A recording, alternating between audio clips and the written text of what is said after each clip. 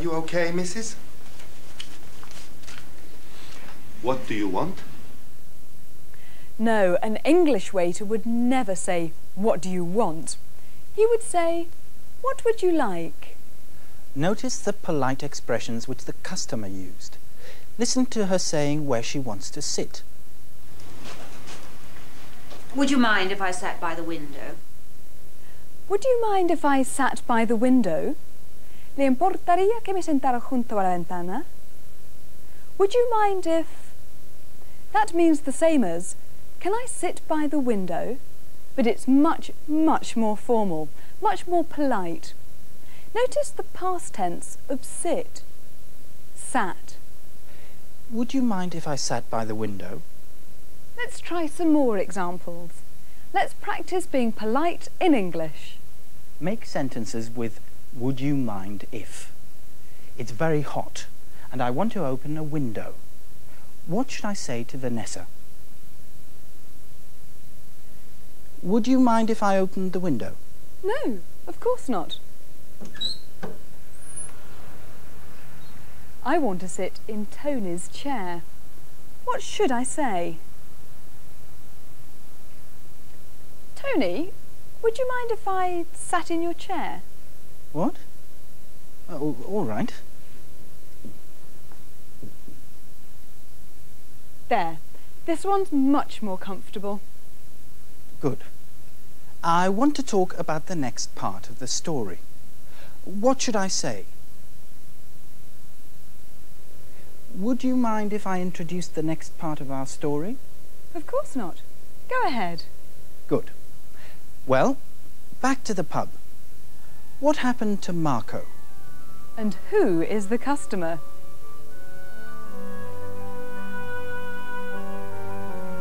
Ah, Marco, how are you? Me? I'm fine. I like this job. Sit down, please. I'm okay. I have to vacuum in the dining room. Please, sit down.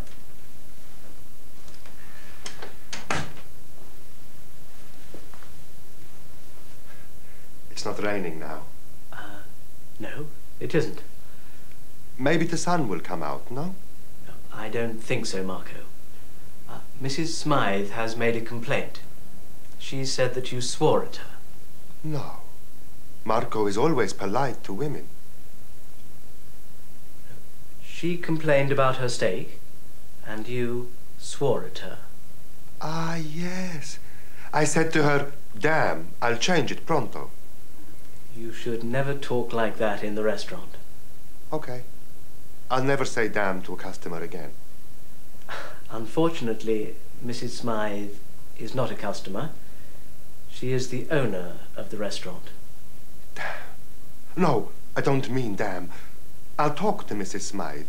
I'll tell her I'm sorry. I need the job. I'm a good waiter. In Italy, everyone says Marco is a good waiter. It made no difference. I begged her to keep me as a waiter, but she sacked me. Oh, what a horrible day. So she sacked you for swearing and for being impolite. That is true. And now you're food critic at the Echo.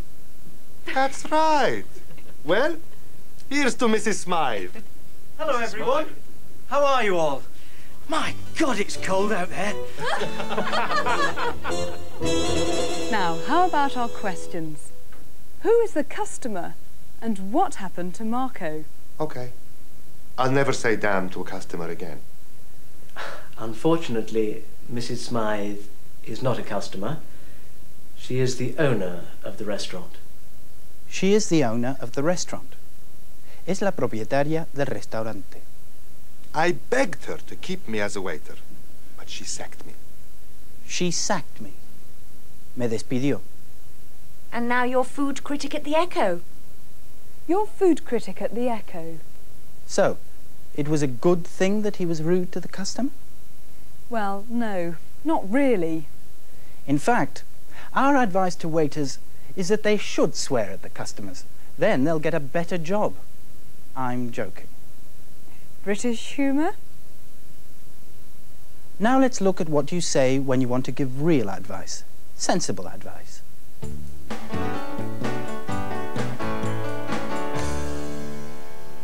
Look at this sentence.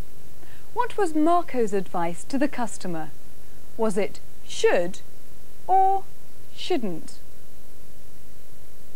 You shouldn't have the minestrone, Mrs. It's rubbish. Shouldn't. And do you remember the advice Marco received about the weather? He said, if I want to do well, I should learn to talk about the weather, like the English. Should. I should learn to talk about the weather. Excellent advice. To practice that language, imagine that some friends from Britain are staying with you. What should they talk about when they're in Spain? Should they talk about the weather? Should they swear? Give them some good advice in English about what they should and shouldn't do. That's all from us. See you soon. Bye.